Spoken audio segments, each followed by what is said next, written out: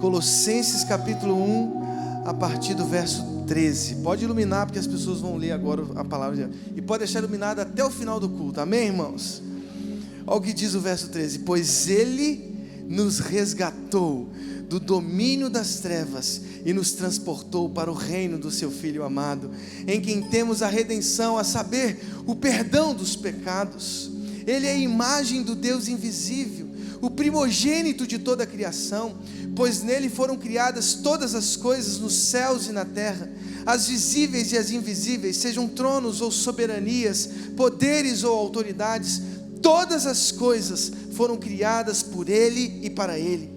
Ele é antes de todas as coisas e nele tudo subsiste. Ele é a cabeça do corpo, que é a igreja. É o princípio, o primogênito dentre os mortos, para que em tudo tenha a supremacia. Pois foi do agrado de Deus que nele habitasse toda a plenitude, e por meio dele reconciliasse consigo todas as coisas, tanto as que estão na terra quanto as que estão nos céus, estabelecendo a paz pelo seu sangue derramado na cruz. Antes vocês estavam separados de Deus, e na mente vocês eram inimigos por causa do mau procedimento de vocês, mas agora Ele os reconciliou pelo corpo físico de Cristo, mediante a morte, para apresentá-los diante dele santos, inculpáveis e livres de qualquer acusação, desde que continuem alicerçados e firmes na fé, sem se afastarem da esperança do Evangelho que vocês ouviram e que tem sido proclamado a todos os que estão debaixo do céu. Esse é o Evangelho do qual eu me tornei ministro. Amém? Glórias ao Senhor, glórias ao Senhor.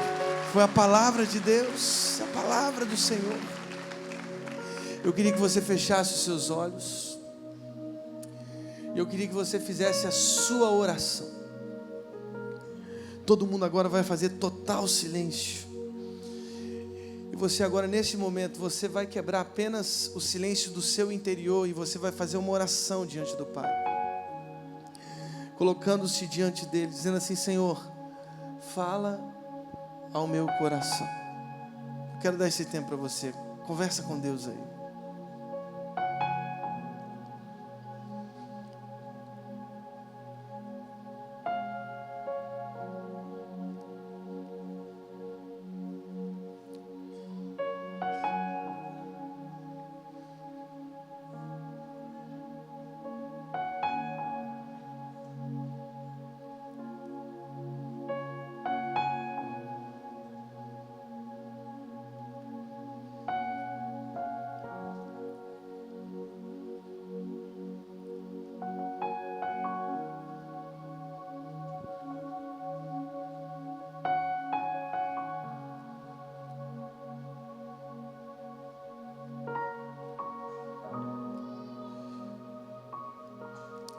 Senhor, no nome de Jesus, ouça a nossa oração.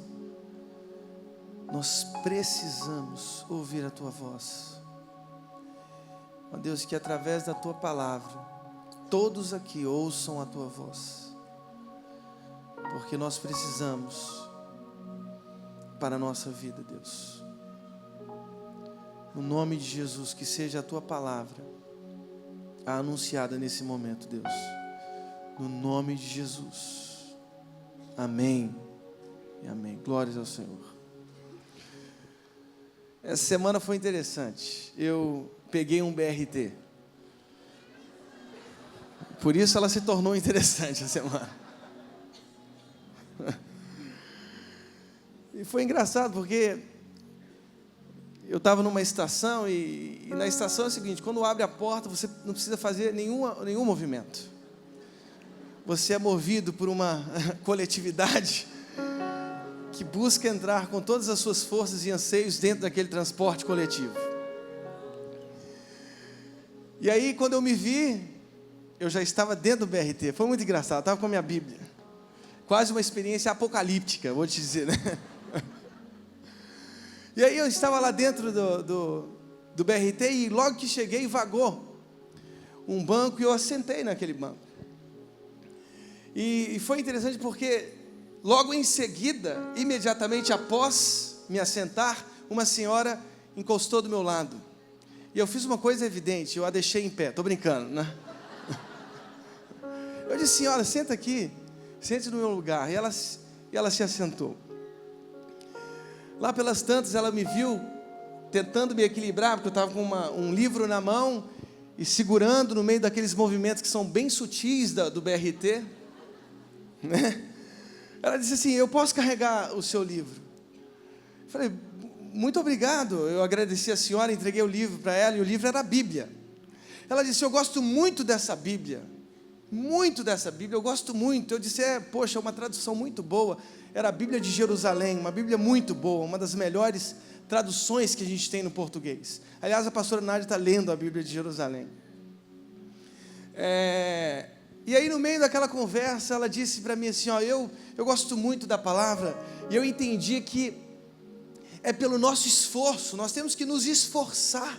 Era uma senhora, devia ter uns 80 e poucos anos. Nós temos que nos esforçar para alcançar a graça. E eu não querendo me indispor com aquela senhora, eu tentando ali contornar a situação, porque tinha muita gente. Uma jovem do meu lado disse assim: a senhora está errada. Ela já quebrou o clima. Eu tentando ser sutil, a jovem já entrou: a senhora está errada, porque a graça é um favor imerecido. E a senhora perguntou: mas onde está escrito isso? E aí a gente começou a mostrar através da palavra que, no fundo, nós somos pecadores, mas Deus prova o seu amor para conosco, em que Cristo morreu por nós, sendo nós ainda pecadores. Pois pela graça sois salvos, mediante a fé. Isso não vem de vós, é dom de Deus, não vem de obras, para que ninguém se glorie. E a gente falando do Evangelho, da palavra, e ela disse assim: mas eu acredito em reencarnação. E ali eu já fiquei perdido, eu não sabia o que ela acreditava.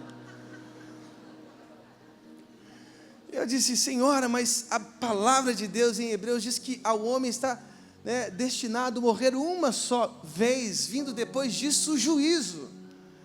E aí a conversa foi, nós explicamos um pouco o que acerca da graça e do amor de Deus a palavra dizia, e nós chegamos na estação, eu tive que descer, a jovem também, a senhora desceu.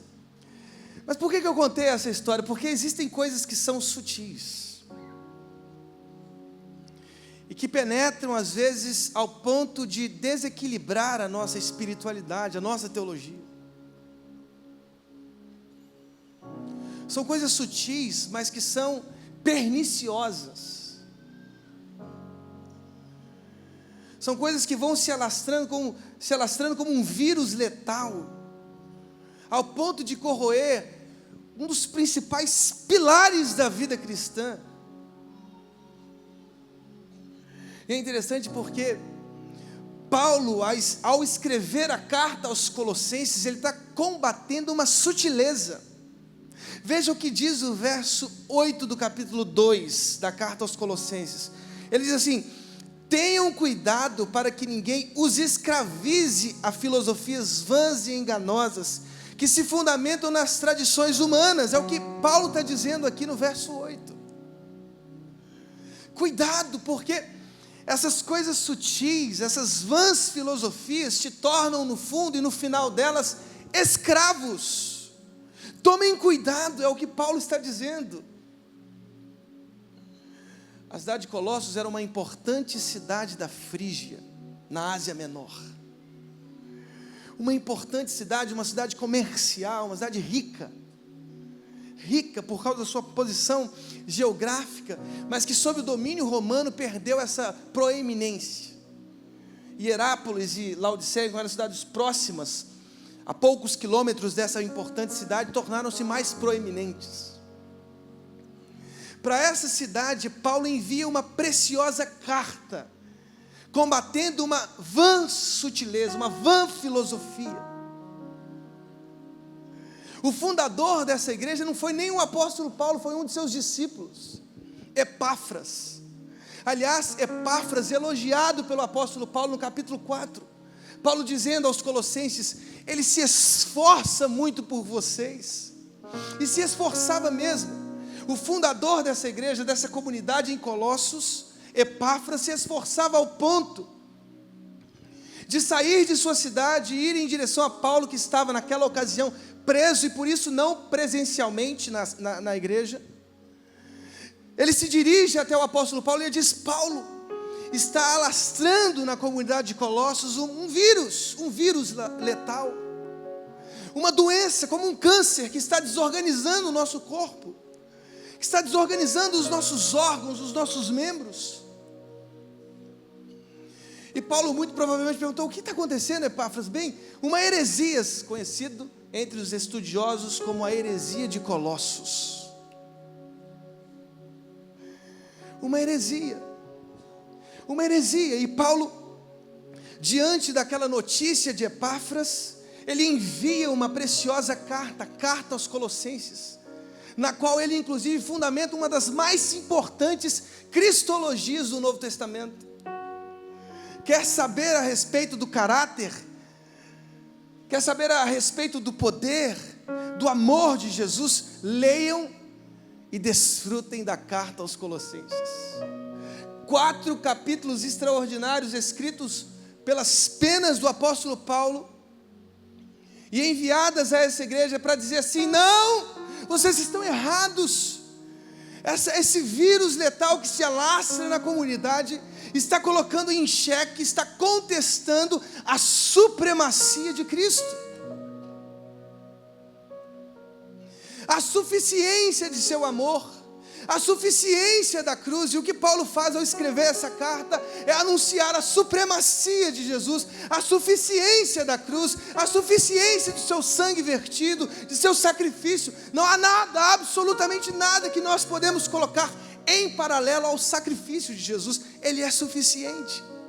Paulo escreve os capítulos nesse amor, nesse esforço, junto com seu companheiro Epáfras, para dizer: comunidade tão preciosa, veja a fé que os transformou, veja a palavra que os transformou.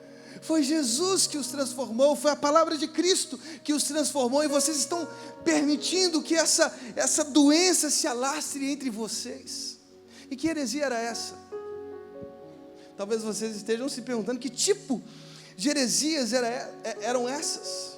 E vejam, essas heresias eram umas especulações judaicas. É um tipo de esoterismo judaico.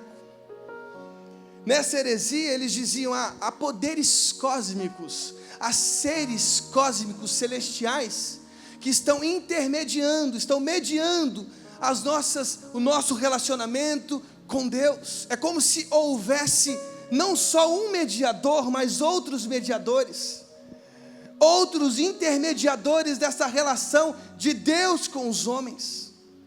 Esses seres cósmicos organizam, estruturam o cosmos, governam o cosmos, o mundo, os seres humanos. Paulo, ao ouvir isso de Epáfras, ele diz: meu Deus, estão colocando mais mediadores. Inicialmente ele entende que sim, óbvio, ele aceita a partir da própria tradição judaica. Há anjos. Todos acreditam em anjos aqui, né? Todos nós acreditamos em anjos. Todos nós acreditamos em anjos. Paulo diz assim: ok, existem seres que nós não enxergamos, os anjos, mas que precisam ser colocados no seu devido lugar. O que Paulo faz na carta aos Colossenses é colocar todos esses seres que nós não enxergamos, cósmicos, no seu devido lugar, colocando em evidência um dos mais importantes pilares da teologia cristã: a superioridade, a incontestável superioridade de Jesus e de sua obra. O que nós vamos falar hoje é sobre isso. É sobre a supremacia de Cristo. Eu não sei se vocês se lembram, Atos dos Apóstolos, capítulo 7, no discurso de Estevão. Lá no discurso de Estevão, ele diz: vocês receberam a lei por intermédio de anjos, mas não lhe obedecem. Havia uma função para os anjos: intermediarem as leis que foram dadas aos homens, Está tão claro, verso 53 do capítulo 7 de Atos. Vocês que receberam a lei por intermédio de anjos, mas não lhe obedecem. Não lhe obedeceram, não obedeceram os mandamentos, as leis estão claras. Eu não sei se você já leu Hebreus capítulo 1. Hebreus capítulo 1, verso 6, diz uma coisa interessante. Diz que Deus, ao introduzir o primogênito, quem é o primogênito? Quem é o primogênito? Jesus. Ao introduzir o primogênito do mundo, Ele lança um apelo. Ele diz assim: adorem, que todos os anjos o adorem. Ao introduzir o primogênito, Deus diz que todos os anjos o adorem. Apocalipse 5, quem aqui nunca leu Apocalipse 5? É um texto tão incrível que vale a pena mencionar. No capítulo 5, João ouve uma voz de muitos anjos, e diz a palavra de Deus em Apocalipse 5, que eram milhares e milhares de anjos, milhões e milhões de anjos, é assim que o texto diz, milhares e milhares, milhões e milhões de anjos que cercavam o trono junto com os seres viventes. E eles cercavam o trono com seres viventes, com os anciãos. E diz a palavra de Deus que todos esses anjos, milhares e milhares, milhões e milhões, junto com os anciãos, eles diziam: digno é o Cordeiro. Digno é o Cordeiro que foi morto de receber poder, riqueza, sabedoria, força, honra, glória e louvor. É tão incrível isso. Todos os anjos, todos os milhares e milhões de anjos, junto com os seres viventes, juntos cantavam, entoavam, junto com os anciãos, dizendo: Ele é digno, o Cordeiro é digno de receber todo o nosso louvor, toda a nossa honra, toda a nossa riqueza, toda a nossa força, todo o nosso louvor. Os anjos de Deus adoram o primogênito que foi introduzido no mundo. É como se Paulo estivesse dizendo: ok, existem seres, mas todos eles, inclusive nós, estamos com os nossos joelhos, com os nossos corações dobrados, rendidos em adoração ao único, ao primogênito, aquele em que nele habita toda a plenitude da divindade. Irmãos, a supremacia de Cristo. E no meio dessa carta que Paulo envia, diante dessa heresia, e você sabe que heresia acaba atraindo outras heresias. Essa heresia acabava atraindo outras heresias, porque esse tipo de heresia que contestava a supremacia de Cristo, que colocavam outros mediadores e não só Cristo, exigia um tipo de liturgia, adoração com os anjos, e um esforço moral, como se aqueles que estavam ali iniciados nessa nova espiritualidade tivessem que autoflagelar os seus corpos. Esses movimentos ascéticos que acabam às vezes surgindo no meio de nós, porque nós não entendemos e não compreendemos a suficiência da cruz, a suficiência do sangue de Jesus, e às vezes estamos e acabamos por acreditar nas conversas mais fiadas e no próprio exercício às vezes moral que precisamos fazer com fins de salvação. Paulo diz não. No meio dessa carta, sabe o que Paulo faz? Ele se lembra de um hino. Esse hino que nós lemos, ele é a imagem do Deus invisível, o primogênito, pois nele foram criadas todas as coisas, nos céus, na terra, as visíveis e as invisíveis, sejam tronos. Ele é o cabeça do corpo, ele é o princípio, ele é o primogênito dentre os mortos. É nele que habita toda a plenitude. Ele escreve esse hino, ele rememora aos seus leitores um hino que eles mesmos cantavam. Essa peça poética é um hino que as igrejas primitivas cantavam. Vocês se lembram do que vocês sempre cantam nas suas liturgias? Vocês se lembram do que vocês cantam no momento do culto? E aí ele vai no meio da carta, joga esse hino, dizendo: a supremacia é de Cristo, a preeminência é de Cristo, há em Cristo uma incontestável superioridade. E aí eu queria com vocês hoje, nessa noite, verso a verso, compreender esse hino. Eu não sei se vai dar tempo, mas a gente vai fazer um exercício, verso a verso, compreender o significado desse hino e entender a supremacia de Jesus Cristo, o nosso Senhor. Todos os seres, invisíveis, visíveis, nós veremos, foram criados por Ele e para Ele. Você é obra das mãos de Jesus Cristo, amém, irmãos? Agora veja só, olha o que o primeiro verso diz. Ele é o quê? A imagem do Deus invisível. É como se Paulo estivesse dizendo assim: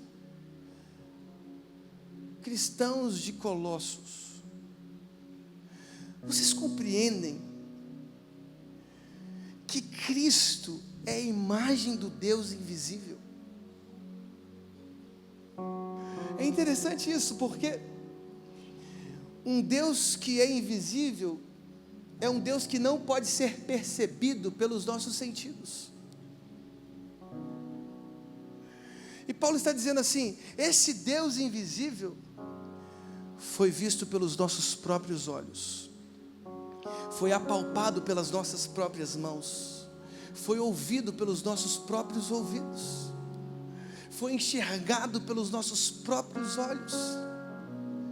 Ele é a imagem do Deus invisível. Não construam imagens. Nós não precisamos de imagens, porque nós temos o próprio Cristo.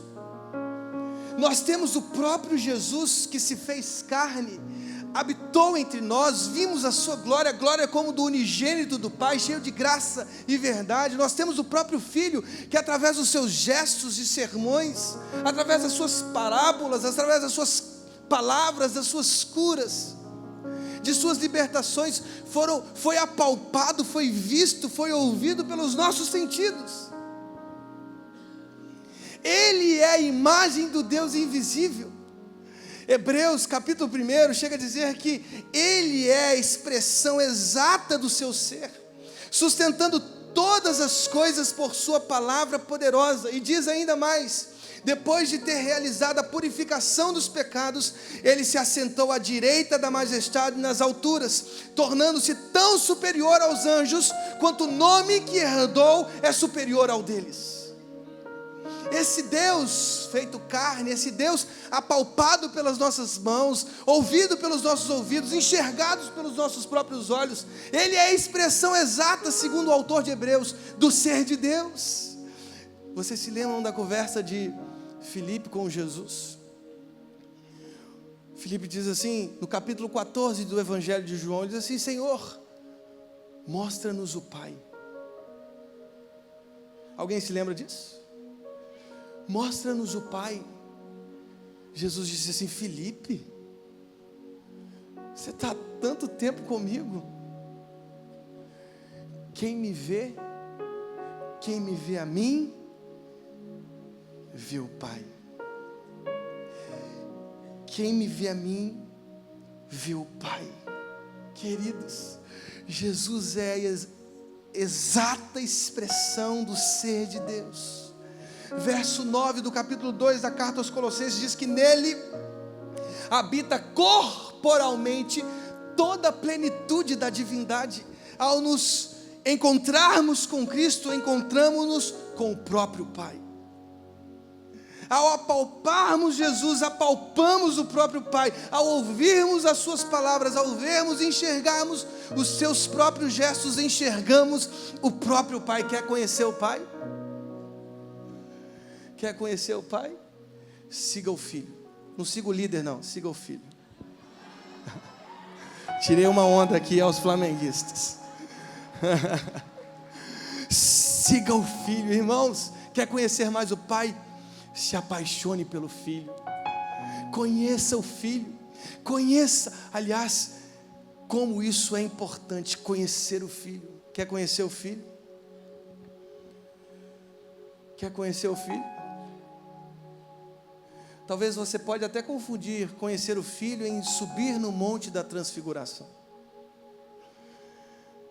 Vou subir o monte da transfiguração e construir tendas. É lindo isso. Nós temos que fazer isso, subir mais os montes. Experimentar Deus nos nossos quartos.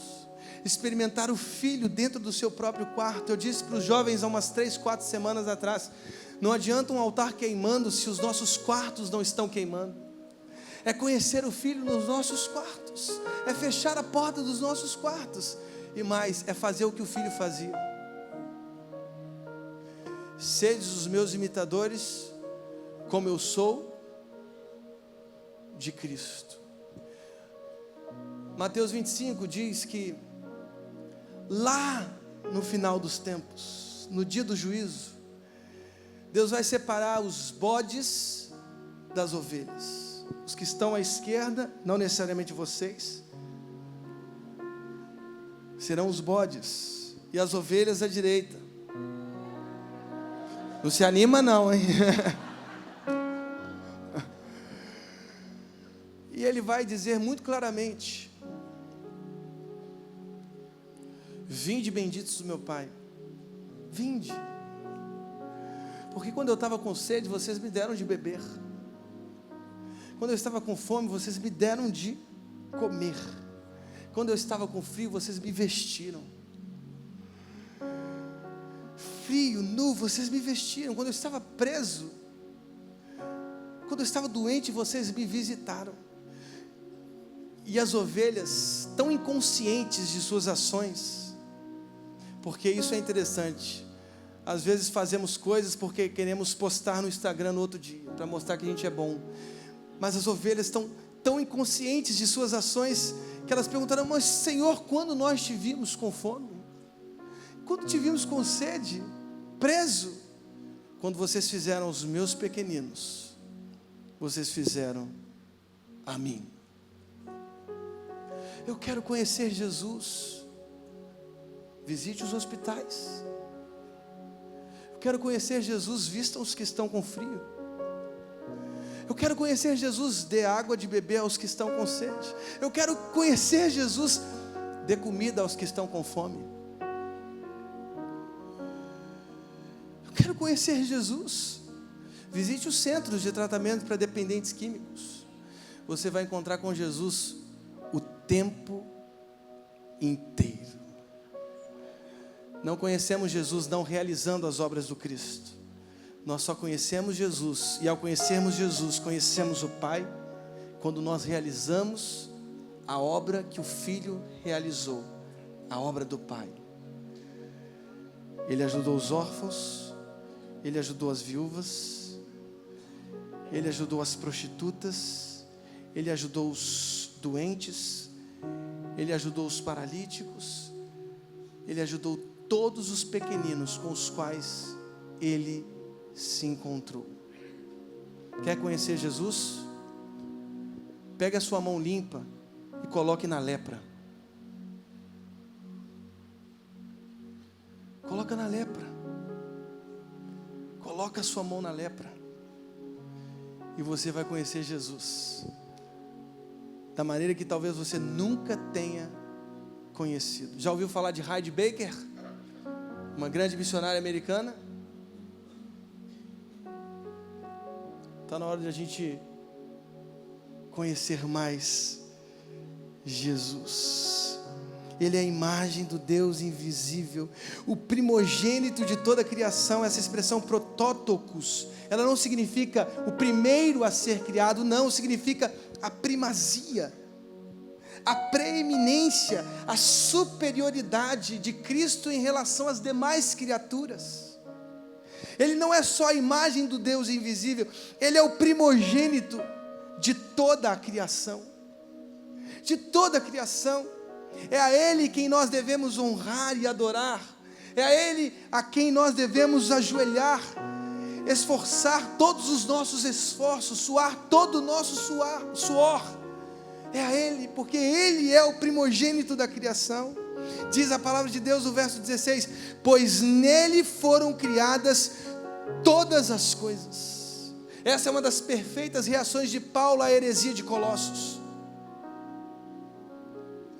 Cristo participou de toda a criação. Diz que porque nele foram criadas todas as coisas. Quando ele diz todas as coisas, ele diz todas as coisas. Não há exceção para esse todas.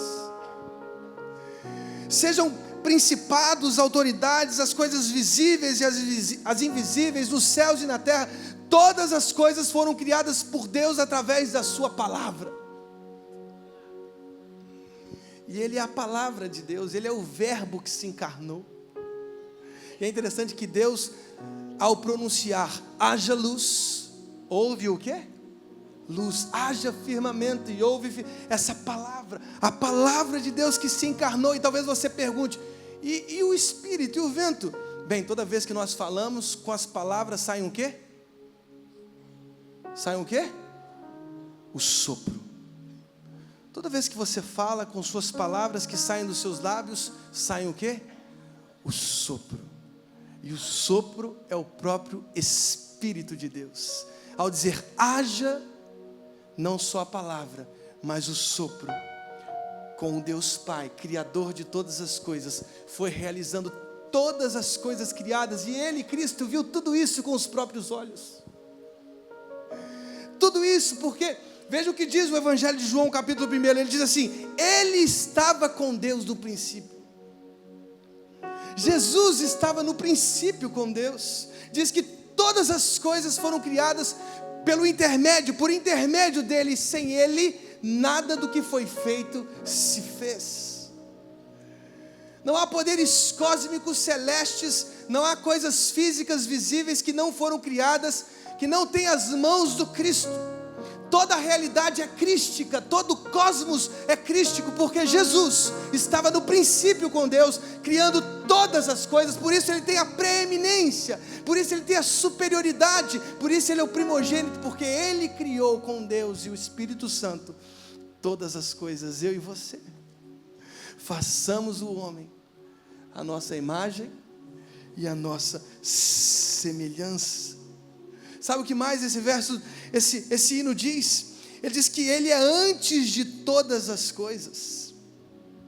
Antes de todas as coisas, ou seja, antes dele o que existia era só Deus. Um Deus suficiente, um Deus em si, que se bastava em si mesmo. E que por profundo amor, por puro amor criou. Essa é uma das extraordinárias teologias da palavra de Deus. Deus criou por puro amor. Ele bastava em si. Ele não sentia ausências. Ele é o tudo, Ele é todas as coisas. Mas por amor Ele disse: façamos. Haja luz, haja firmamento, hajam arbustos, hajam árvores, rios, que rios corram nesse jardim. Vamos plantar um jardim lindo, porque Ele é o Criador de todas as coisas. E Ele criou simplesmente para amar. Para amar. E talvez você pergunte assim: mas se Ele criou tudo, por que eu sofro? Por que as minhas angústias existem? Por que as minhas depressões me ocupam? Deus criou todas as coisas, mas lá no jardim nós resolvemos nos distanciar de Deus. Resolvemos dizer: não, eu sou autônomo, eu posso conhecer o bem e o mal. Então eu comi a fruta da árvore do conhecimento do bem e do mal, dizendo assim: eu sou autônomo, eu sou independente, eu não preciso do Criador.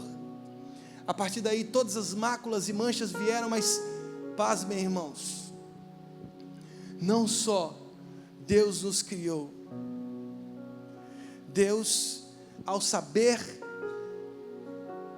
como um ser onisciente, onipresente e onipotente, que todas essas coisas criadas um dia decairiam, Ele enviou o seu Filho amado Jesus. Antes do haja luz, houve a cruz. A cruz é anterior à luz, porque ao criar Ele sabia de todas as coisas, mas ao saber de todas as coisas, em sua profunda onisciência, Ele diz: enviarei o meu filho amado. em quem tenho profunda alegria, e Ele recriará todas as coisas. Todas as coisas serão recriadas pelo próprio Jesus. Diz o verso 18: Ele é a cabeça do corpo, que é a igreja. Eu acho fantástico isso. Jesus é a cabeça, é o cabeça da igreja. Ele é o nosso líder. Não sou eu, não é a pastora Nádia, não é o pastor Claudio, não é o pastor Leandro, o pastor Caio, o pastor Wallace. Não é Jesus. Jesus é o cabeça da igreja. E isso nos torna membros diante desse líder. Tudo que fazemos, fazemos em honra a esse líder. Tudo que nós fazemos, nós glorificamos a esse líder que é o cabeça. Aliás, no verso 10 do capítulo 2 diz assim, verso 9 diz que nele habita corporalmente toda a plenitude, o quê? Da divindade. E o verso 10 do capítulo 2 diz o seguinte: e por estarem nele, que é o cabeça de todo poder e autoridade, vocês receberam o quê? A plenitude.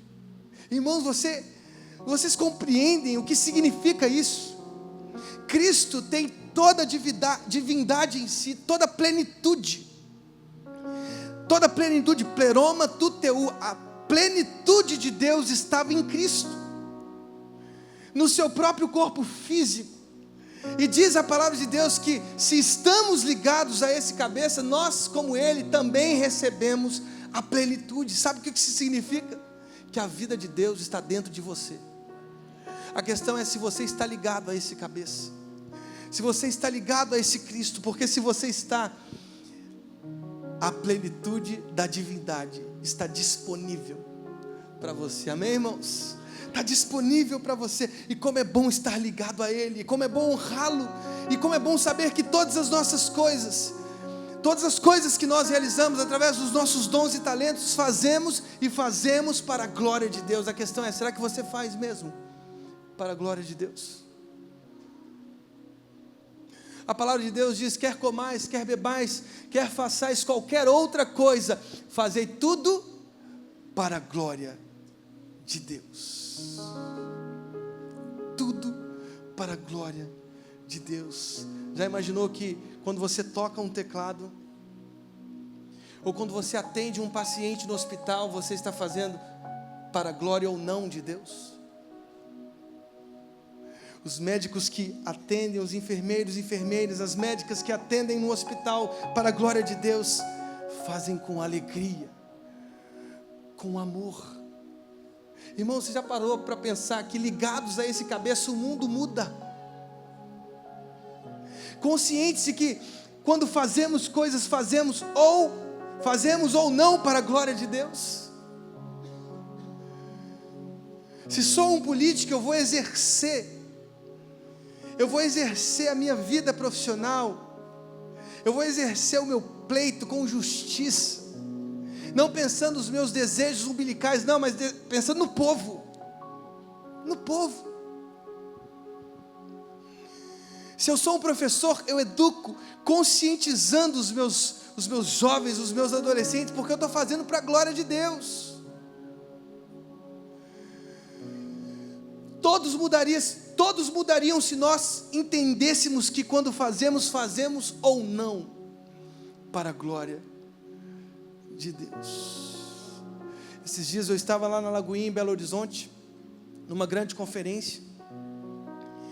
Vários líderes de jovens, várias igrejas, várias juventudes que se uniram lá durante uns 4, 5 dias para louvar a Deus juntos. Uma coisa impressionante, várias denominações, todos juntos, adorando a Deus. E num dos dias esteve lá o Deltan Dallagnol, o procurador-chefe da Operação Lava Jato.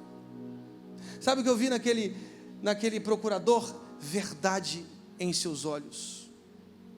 Um cara que está lutando contra a corrupção no país. Um cara que chefiou uma das maiores operações contra a corrupção no nosso país. Um homem crente que lidera uma célula em Curitiba.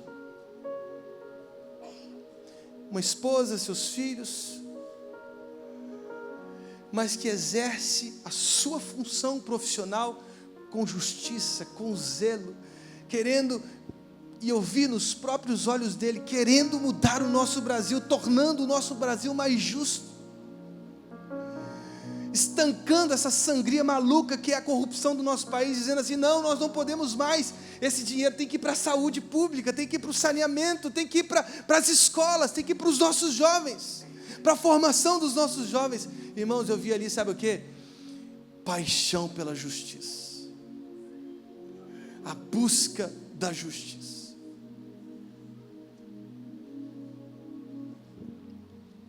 Mas diz a palavra de Deus que Ele é o primogênito dentre os mortos. Irmãos, essa expressão aqui é um negócio muito maluco, porque a melhor tradução para esse texto é: o primeiro que nasceu de dentro da morte.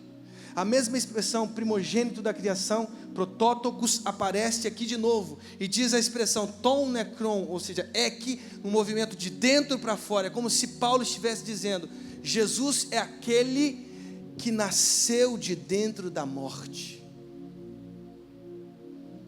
Irmãos, Jesus humilhou a morte. Jesus humilhou a morte. A morte é a coisa que mais persegue as nossas consciências. Irmãos, eu vou te dizer uma coisa: a morte é um negócio que nos deixa inseguros. Pastor, não tem medo da morte. Você está mentindo, provavelmente. Você já pegou um avião, passou por turbulência? Irmão, já passei por cada turbulência, que eu rezava todas as rezas de todas as religiões. Estou brincando, mas orava com uma verdade. Deus segura essa. E eu, quando eu vou em avião, vou olhando a asa para ver se está tudo certo. Irmãos, a morte é o nosso próprio pavor, é o nosso pior inimigo, segundo o Apocalipse.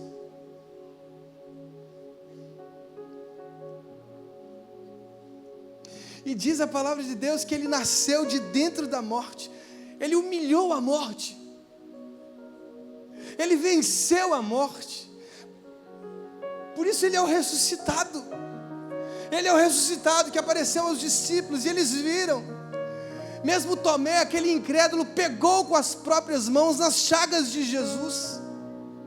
Ele humilhou a morte, Ele nasceu de dentro dela, naquilo que é o nosso pior pavor, naquilo que é o nosso maior inimigo. Ele humilhou, porque Ele tem a primazia, Ele tem a superioridade, Ele tem a supremacia. Ninguém venceu a morte. Ele venceu a morte. Ele venceu a morte. Ao vencer a morte, ressuscitando ao terceiro dia, Ele nos deu total condição para juntos com Ele também vencermos a morte, para vivermos uma eternidade com Ele. Nós vamos vencer a morte. Nós vamos vencer a morte. Ele venceu a morte. Ele nasceu de dentro da morte.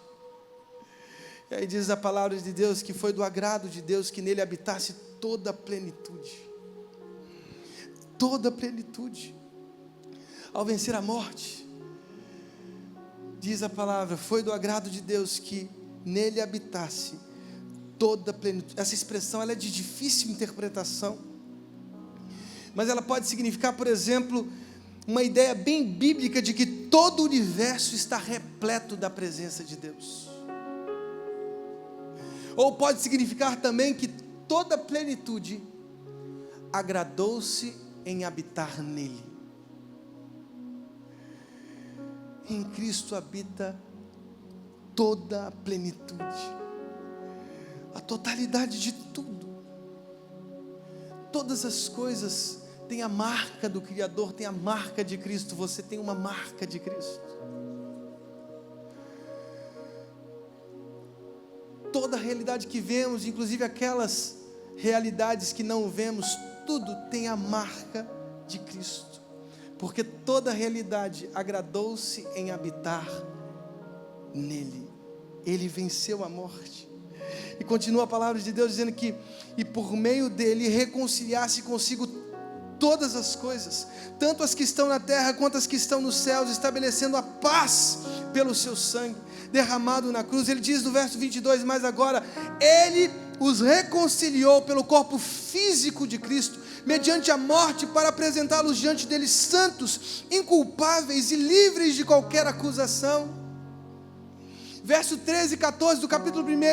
Ele nos resgatou do domínio das trevas e nos transportou para o reino do seu Filho amado, em quem temos a redenção, a saber, o perdão de todos os nossos pecados. Até quando, irmãos? Até quando os nossos corações, a nossa espiritualidade será habitada por exercícios ascéticos, morais, autoflagelações nos nossos corpos, como se tudo isso fosse trazer salvação aos nossos corações? Irmãos, olhe para si, olhe para dentro de si. Toda vez que eu me enxergo as minhas fealdades, as minhas maldades, as minhas inclinações pecaminosas, os meus pensamentos, as luxúrias que habitam os meus pensamentos e habitam os seus pensamentos. Toda vez que nós nos enxergamos de dentro para fora, a gente torna-se capaz de enxergar a coisa mais óbvia: somos fracos, frágeis, pequenos, ou como diz, para usar o apóstolo Paulo: miserável homem que sou, quem me livrará do corpo dessa morte?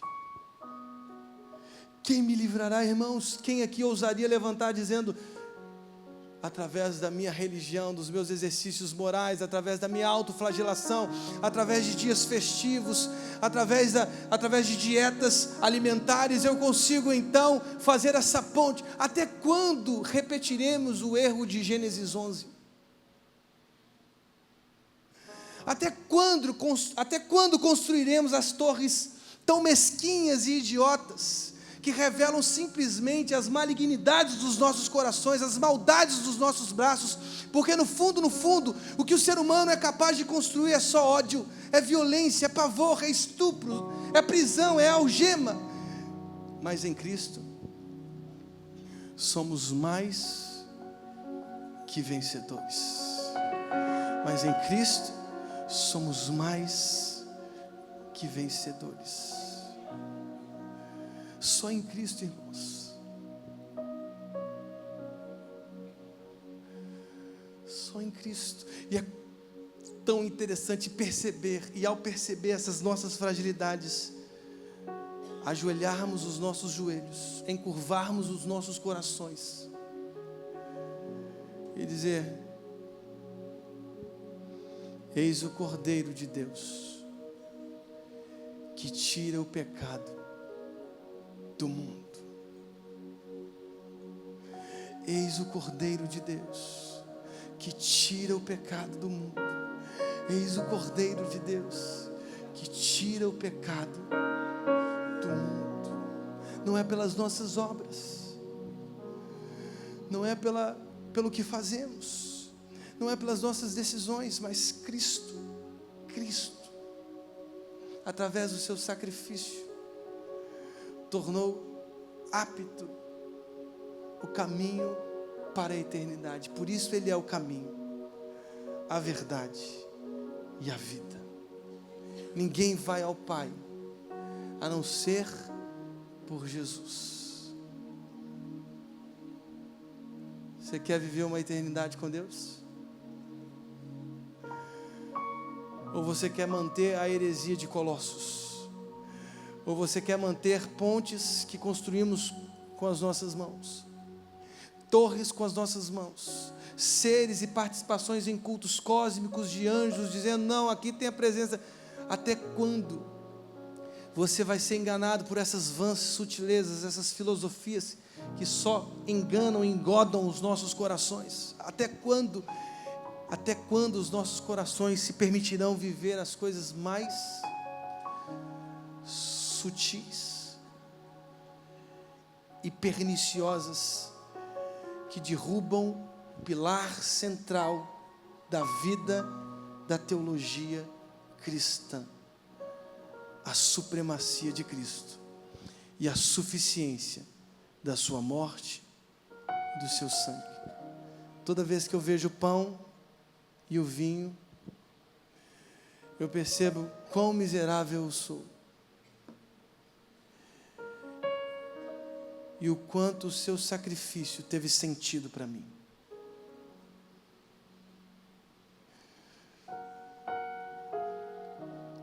Eu pego o pão, pego o cálice e vejo o que Jesus fez por mim, por nós. Ele morreu a pior morte, para que nós vivêssemos a sua melhor vida.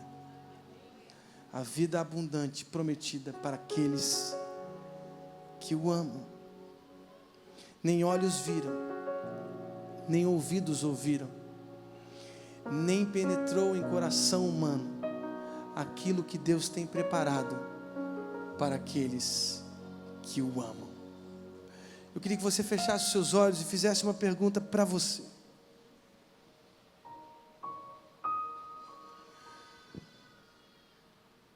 Por que eu estou aqui?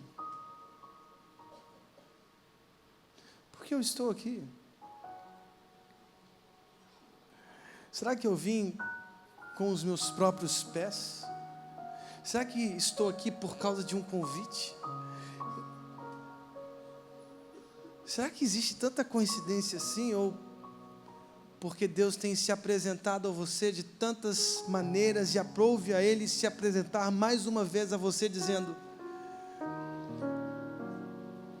aceite o sacrifício do meu filho.